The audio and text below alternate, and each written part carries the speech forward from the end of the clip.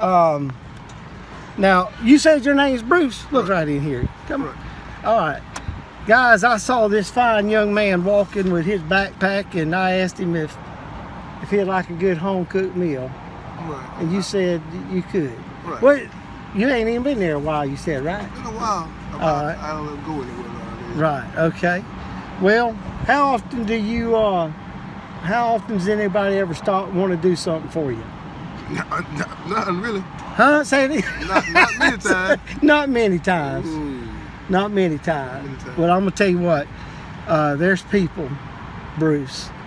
There's people, my friend, from Scotland, Australia, California. I'm serious.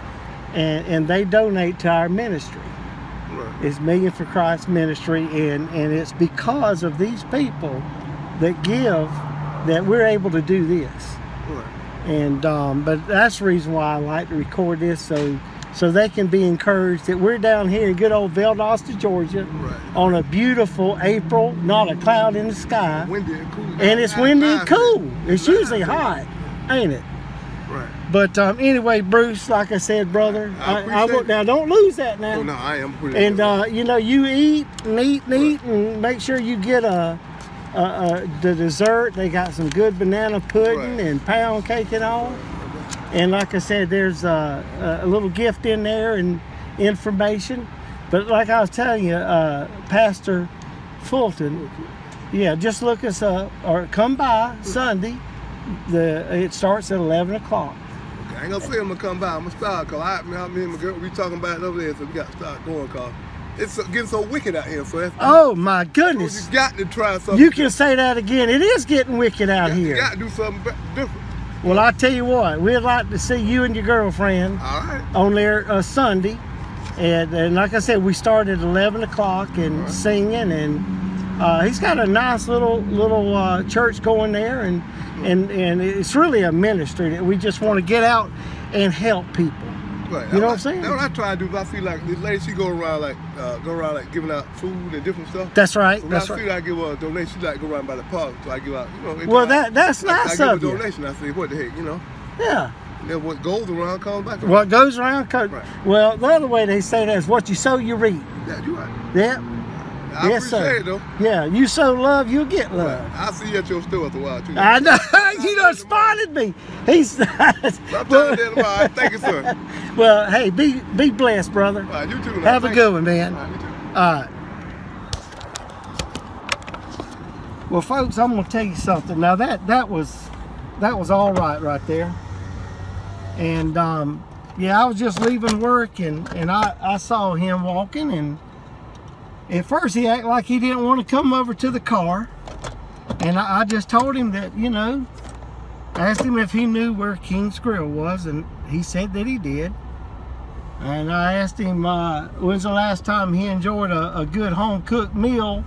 He said it's been a while, and so I told him I would like to bless him with a home-cooked meal. And at first, he must have been a little skeptical because, you know, he said, I'm all right, I'm all right. And then I just told him, I said, no, brother, I said, this is what we do as a ministry.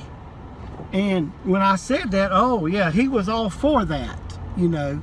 You know, some people, you know, even when they're down on their luck, I mean, they have pride. They still have pride. And that is what that I just want everyone to understand. In God's eyes, it doesn't matter if you're a millionaire or a pauper. Jesus Christ died for the millionaire, and he died for the pauper, because there's one thing that they both have in common, and it's not the amount of money in the bank account. It's not what kind of clothes they wear or the home they live in. One thing that the millionaire and a pauper has in common is that we are all children of Adam and Eve. We all came from God. And God is not a respecter of persons. He loves us as much. And I know this is going to hurt or mess with somebody's theology. But do you realize, praise God, that God the Father loves us as much as He does Jesus? And some people might think that's impossible. Well, friend, the reason why we know that is because He sacrificed Jesus to save us from eternity of being separated from Him. And you know, when you can look at people through the eyes of God, when you can care about people with the love from God, you'll see everybody the same. You won't get all nervous if you are around rich people, and you shouldn't get nervous when you're around poor people. But now, you get around some people with some guns, I'd say you might want to get nervous and go find you another place to stay. You know, let's not be crazy, but I mean, that gentleman right there, when he at first thought that I was just trying to give him a handout, you know, he really didn't want to accept it, because I'm sure that would have made him feel, you know, low. But when I explained to him before I started the video that we have a ministry, and I had showed him and told him about Pastor Robert Fulton, he said, "Oh yeah, I know him.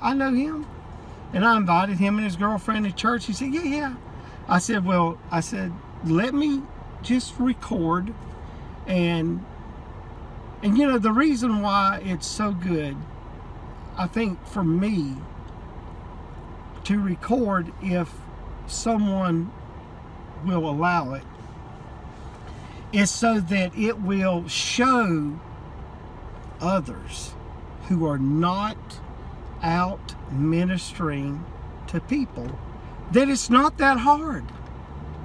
It's not that hard. The hardest thing is not ministering. The hardest thing is getting over your fear and getting over your pride and getting over rejection. That is what's the hardest thing. And I know I've mentioned this example 2 or 3 times, but I'm going to do it again. One dear lady got over, well, let's say this. Even in spite of her fear, she still pressed in and through fear and handed out 25 of these salvation cards. And don't think for 1 minute that I believe I can say with confidence that her confidence probably tripled when she got back home, thinking, you know, next time I do this, it ain't gonna be so hard. And it's the same way, you know, even with me, about 2 years ago when I started making videos, my friend, I tell you, I was so scared to get in front of a camera. And we're all camera shy at first. I mean, I literally had to write my thoughts on a piece of paper, and I had to read them, because I didn't want to, you know, miss important points that I wanted to come up and share with you. But now I have gotten to the point, and you can, and most of you are, to where you can be so comfortable in ministering that you just know that the Lord is going to speak through you. And that it's a matter of like stepping out in faith like Peter did. Peter got so excited that he saw the Lord. And I don't think Peter jumped out of that boat thinking he was going to walk on the water. I don't really think that. Peter probably thought he was going to have to swim to the Lord. But when he jumped over the boat, lo and behold, hey, his feet was on the rock. And a lot of people, you know, can take and learn from that story. Peter jumped over the side of the boat and his feet landed on the rock, which of course is Jesus Christ. And as long as he kept his eyes on Jesus, he was on the rock. But the minute he took his eyes off of Jesus and looked at the world, the rock was no longer in his being, to the point to where, and you know, you can really do some in-depth studying on that while he was looking at the Lord, while he was looking at God, I want you to hear me, while he was looking at God, while he was looking at light, while he was looking at love, because see, God is love, God is light, he is the rock of our salvation. And as long as he was looking, a miracle was taking place. He was able to walk on the rock. But the minute he took his eyes off and began to see fear of the waves, he forgot about the Lord, no doubt, until he started sinking.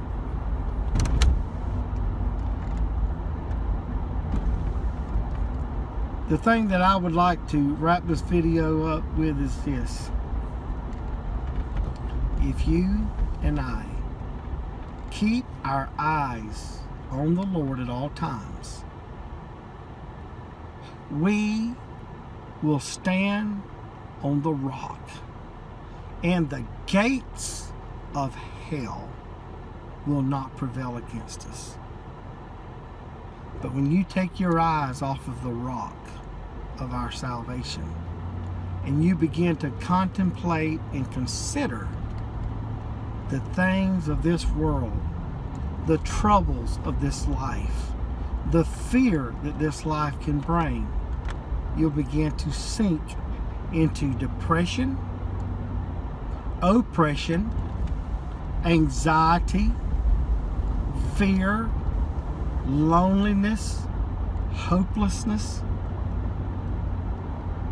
But all you have to do is come back and put your eyes on Jesus. Look not to the left nor to the right, and you, my friend, will walk and stand on the rock, and you will not fall. God bless you. I appreciate each one of you more than you ever know. And I just want to thank each one of you that has texted me, called me, encouraged me over the last few days. Your words of love and comfort have been so amazing. And God bless you, and have a wonderful day, my friend.